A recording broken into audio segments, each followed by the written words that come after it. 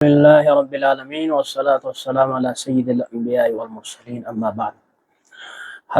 اکثر حضرات پوچھتے ہیں کہ رزق کی بے برکتی ہمارے گھروں میں ہے،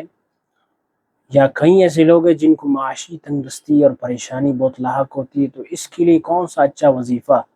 جو رزق میں خیر و برکت کا ذریعہ اور سبب بنے؟ تو اس کے لیے عرض یہ ہے کہ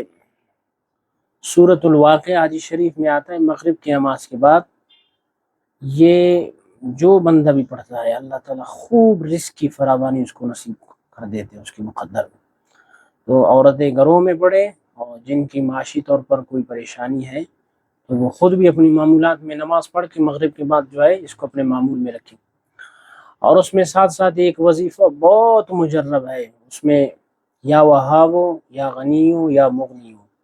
یہ بھی رزق کے لیے بہت مجرب چیز ہے۔ جو بندہ جتنا کثرت کے ساتھ پڑھتا ہے اللہ تعالیٰ وسیع تر کشادہ اس کو رزق نصیب فرما دیتے ہیں، اس کی مقدر کھل جاتی ہے رزق۔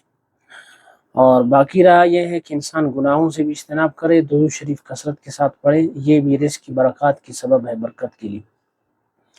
عموماً گھروں کے لیے اکثر پوچھتے ہیں گھروں میں ہمارے خیر اور برکت نہیں ہے، تو اس کے لیے ہمارے کتابوں میں لکھا ہوا ہے کہ سورہ قریش عورتیں گھروں میں پڑھ کر برتنوں پر جو ہے دم کر لے، پھونک مار لے، ان پر گھر میں بہت وسیع تر اللہ تعالیٰ رزق کی بہت برکتیں نصیب فرمائے گا۔ تو اس لیے معمولات پر آنا چاہیے، جو وظائف معمولات پیغمبر صلی اللہ علیہ وسلم نے جو تعلیمات دی ہیں اگر ان پر ہم لوگ آ جائیں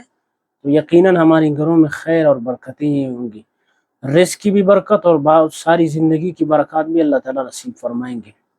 السلام علیکم ورحمۃ اللہ۔